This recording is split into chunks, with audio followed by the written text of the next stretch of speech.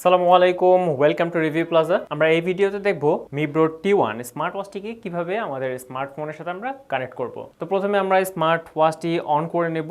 On করে নিলে এখানে আমরা কিন্তু একটা অ্যাপের কিউআর কোড পাবো। সেই অ্যাপটি আমাদের এখানে কিউআর কোড স্ক্যান করে আমরা অ্যাপটি কিন্তু ইনস্টল করে নিতে পারি। আর আমরা চাইলে সরাসরি প্লে স্টোর থেকেও অ্যাপটি নামিয়ে নিতে পারি এবং অ্যাপটি হচ্ছে মিব্রো ফিট, সেটা আমরা ইউজার ম্যানুয়াল থেকেও কিন্তু জেনে নিতে পারবো। তো আমি অ্যাপটি অলরেডি ইনস্টল করেছি, আমি জাস্ট একটু ওপেন করে নিচ্ছি। এগ্রি। এখানে মিব্রো ফিট যদি আপনার অ্যাকাউন্ট থাকে আগে থেকে, তাহলে সেই মিব্রো ফিট অ্যাকাউন্টে লগ ইন করবেন অথবা জাম্প ওভার দিতে পারেন। এখানে আপনাকে লগ ইন করতে হবে। আমি এখানে অন্যান্য ইনফরমেশনগুলো জাম্প ওভার করলাম।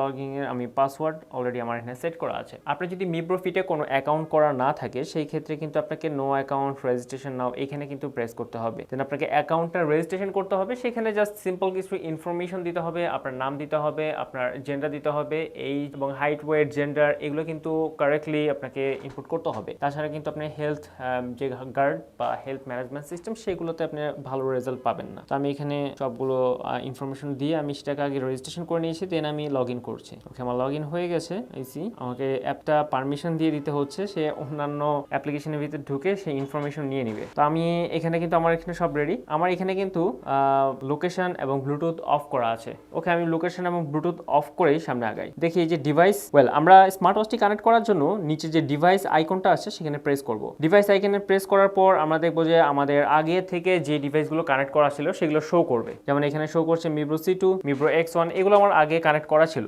আমি চাইলে রিকানেক্ট করতে পারি, কিন্তু আমি যেহেতু মিব্রো T1টা এর আগে কখনো কানেক্ট করিনি, সেটা কিন্তু এখানে শো করছে না। সো আমি শো করার জন্য তো আমি এখানে একটা অপশন আমি নিতে পারি, যেটা হচ্ছে কিউআর কোড স্ক্যান করে। সেক্ষেত্রে আমাকে ব্লুটুথ এবং আমার লোকেশনটাকে অন করতে হবে। এই কিউআর কোডটা আমি এখানে কিন্তু স্ক্যান করতে পারি। এইখানে স্ক্যান করলে কিন্তু আমার সরাসরি চলে আসবে। আমি এবার আরো একটা অপশন দেখাই। কিউআর কোড ছাড়াও কিন্তু আপনি করতে পারেন। সেটা হচ্ছে পাশেই জাস্ট একটা প্লাস আইকন ছিল, সেই আইকনে আমি প্রেস করলাম। প্রেস করার ফলে কিন্তু এখানে অনেকগুলো স্মার্ট ওয়াচ আসলো। এই হচ্ছে T1 সার্চিং, সে কিন্তু সার্চে পেয়ে গেছে। এবং এইটা যে এই স্মার্ট ওয়াচ, সেটা বোঝার উপায় হচ্ছে আমার আশেপাশে ডিভাইসটা রাখতে হবে এবং এটা দিয়ে আমি ট্রাই করব। পেয়ার সাকসেসফুলি, আমার পেয়ার একবার ফেল হয়েছে।